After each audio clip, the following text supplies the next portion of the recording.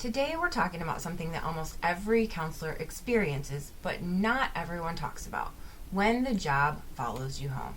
The student who cried in your office, the client whose story lingers in your chest, the email you forgot to send, the intrusive "did I handle that right?" thoughts at 9:47 p.m. If you've ever found yourself physically home but mentally still at work, this episode is for you.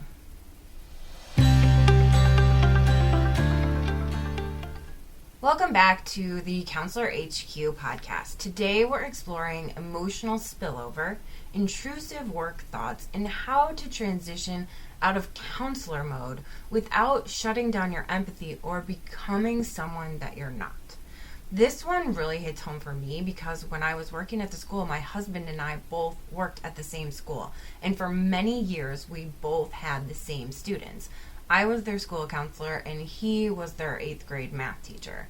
There were a couple years that we were even on some of the same committees as well. So when I would come home, it didn't shut off because we would still continue to have discussions about school and about what was happening like in the systems of the school. We would talk about the work that we were doing. We would talk about students, obviously nothing confidential, but I never felt that I had that separation between work and home because it followed me everywhere.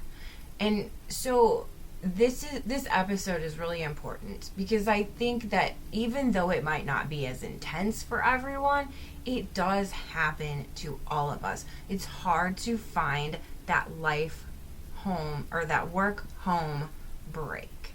So why does this happen? First of all, let's normalize it. Counseling is relational work. You're not clocking in and assembling widgets. You're holding trauma. You're regulating nervous systems. You're managing crises. You're reading subtle emotional cues and then making ethical decisions constantly. Your brain and body don't just flip off when you leave the building. When you've spent all day co-regulating others, your nervous system is still often very active.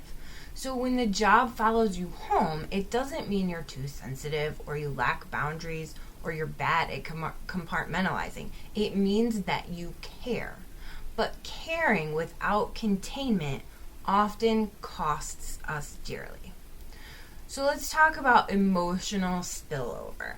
That can look like snapping at your partner over something small or feeling overstimulated by just normal household noise. It can feel like zoning out because your brain is replaying a session or a meeting. You could feel guilty for relaxing when you know that a student is struggling at home. Or it could even look like mentally rehearsing tomorrow's conversations. I know this was one for me. It's not just thoughts, it's physiological. Your body is still in helper mode. And when you never transition out of that mode, you begin to lose the ability to fully arrive anywhere else. So first, let's talk about that intrusive "did I handle that right?" loop. Okay, this is that mental replay loop. You're brushing your teeth and suddenly you think, should I have called that parent sooner? Did I miss something? Was that the right intervention? This is the counselor brain trying to ensure safety and competence. But when reflection turns into rumination, that's when it drains you. So there's a difference between intentional reflection and uncontained replay. Reflection happens during a designated time. Rumination happens everywhere else, and your brain needs boundaries too. So how do we transition out of that counselor mode? Let's talk about some realistic transition strategies. This isn't a full life overhaul. You know me, it's just small little things that signal, hey, work is done. The first is just a physical reset. Before you leave work, try one intentional pause. Maybe sit in your car for 2 minutes in the quiet. Or take 5 slow, deep breaths. Maybe physically shake your hands or other parts of your body. Stretch your shoulders. Pull those shoulders away from your ears. Okay? Your body needs a signal that the holding is done for the day. Somehow signal to your body that that tension that you are carrying is over. Now, there might be more tension when you get home, but this specific tension is done for the day.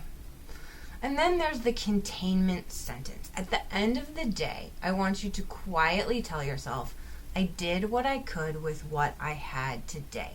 The rest belongs to tomorrow. This is that psychological containment. You're giving your brain closure. You're giving it the opportunity to close work for the day. You can open it back up tomorrow.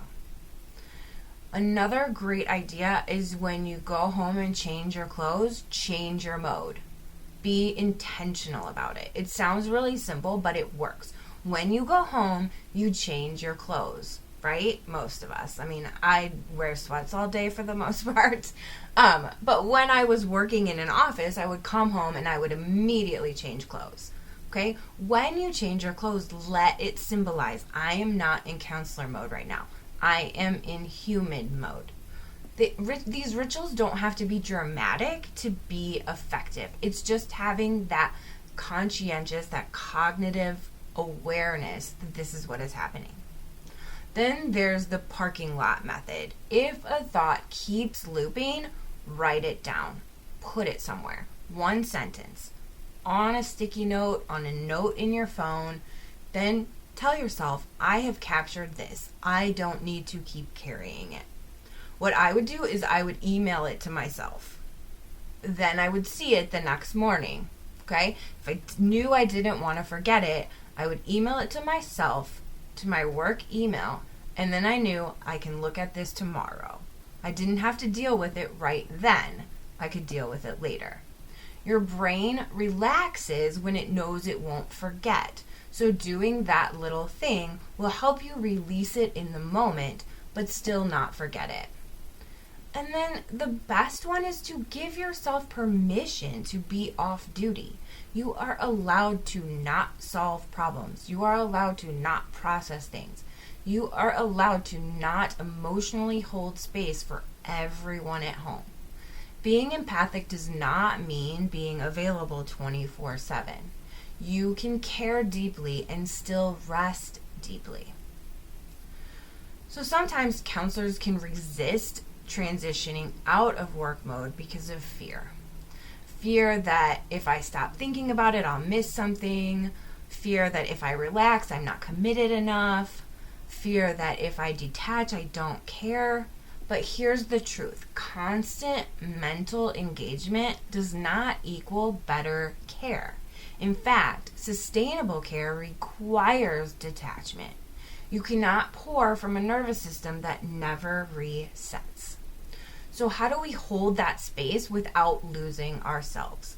Holding space is sacred work, but you are more than the space you hold.